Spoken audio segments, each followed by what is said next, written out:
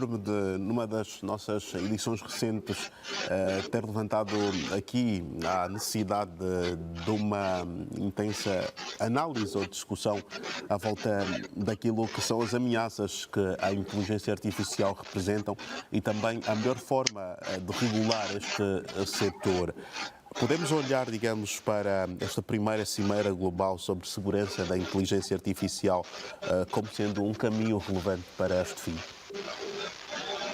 É um primeiro passo, sendo Orvaldo, sobretudo para se encontrar, digamos assim, uma linguagem comum sobre como lidar com essa inteligência artificial e também os instrumentos de identificação e mitigação dos riscos que ela pode representar.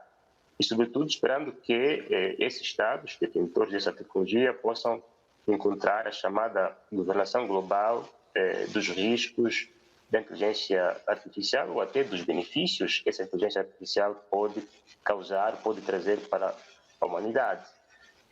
Nas palavras de Elon Musk, ele diz que se espera que daqui em diante se encontre uma espécie de árbitro, uma espécie de mediador independente, um órgão independente que possa divisar, não é, dos potenciais riscos que essa inteligência artificial possa acarretar, sobretudo para a sobrevivência da própria humanidade, porque há sempre esse risco que os computadores possam substituir aos humanos e até dominá-los se não forem controlados de forma adequada. Depois, naturalmente, do ponto de vista dos ganhos, um dos ganhos que ela traz para as sociedades que detêm essas tecnologias, porque nem todas as sociedades do mundo têm a tecnologia suficientemente avançada para criarem a inteligência artificial, um dos ganhos é o que se utiliza, por exemplo, na medicina, nas indústrias automóveis e outras indústrias, a própria robotização da economia mundial, sobretudo em sociedades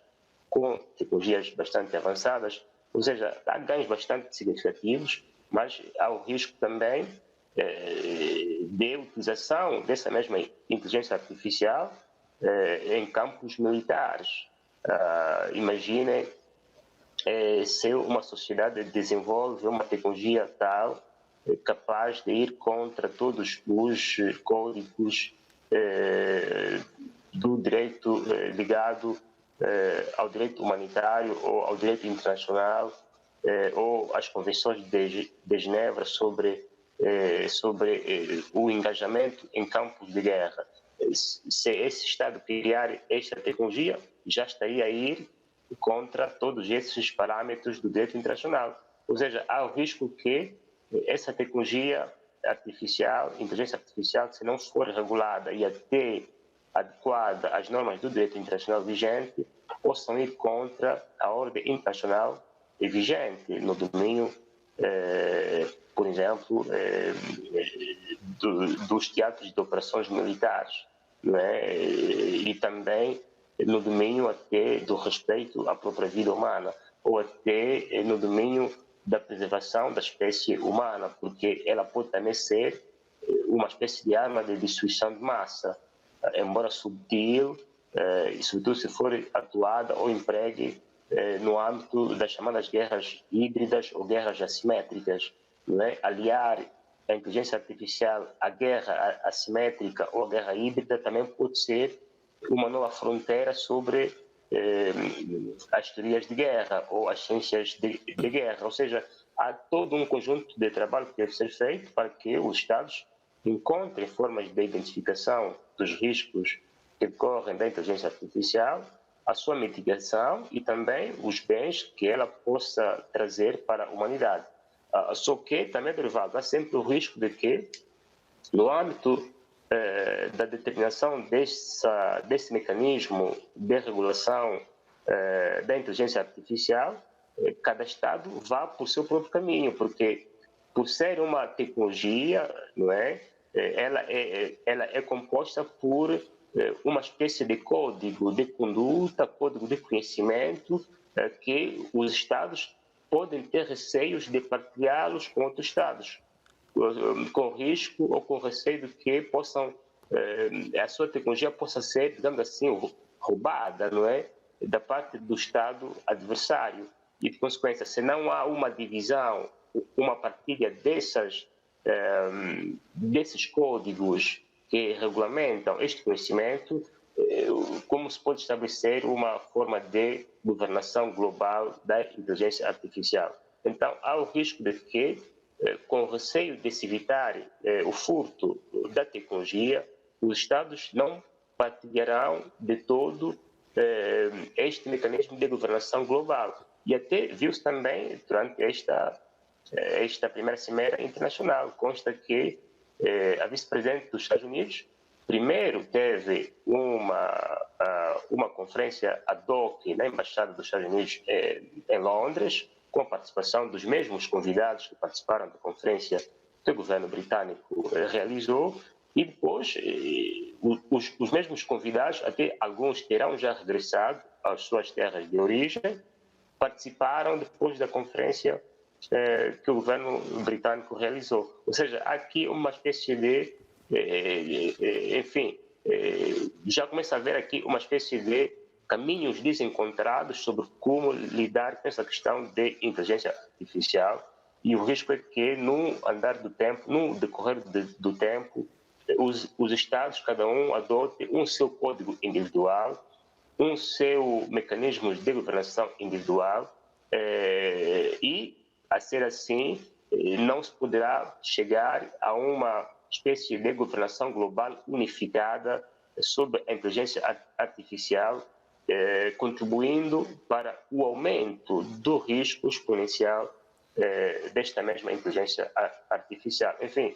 a ver, vamos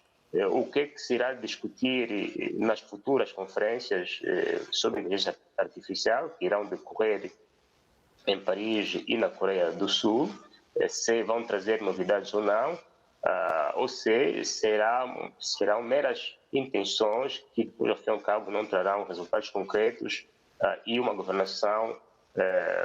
digamos assim, compartilhada com os outros países do mundo. E, para concluir,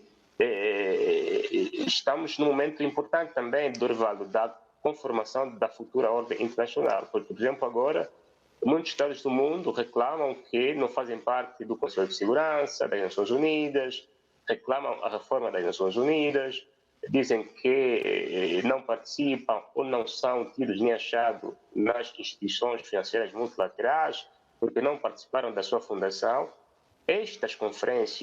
conferência de hoje em Londres e as futuras que vão acontecer são daqueles momentos equivalentes às conferências de Bretton Woods, de 44, ou a conferência de São Francisco, do mesmo ano, que fundaram as Nações Unidas. Daí que os Estados africanos e do Sul Global devem fazer parte dessas conferências internacionais para fazer com que as suas vozes e os seus interesses possam ser salvaguardados, porque senão há o risco de que as regras de jogo serão estabelecidas pelos mesmos Estados que fundaram a ONU e as instituições de Bretton Woods, e depois, daqui a uns 20 anos, vamos ouvir outra vez os governos africanos dizerem: nós não fizemos parte da governação da inteligência artificial,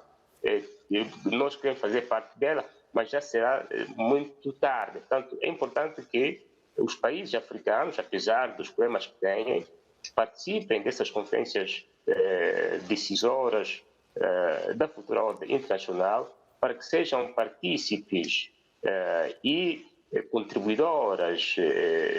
das regras de engajamento, de funcionamento delas, com vista a ver os seus interesses salvaguardados, senão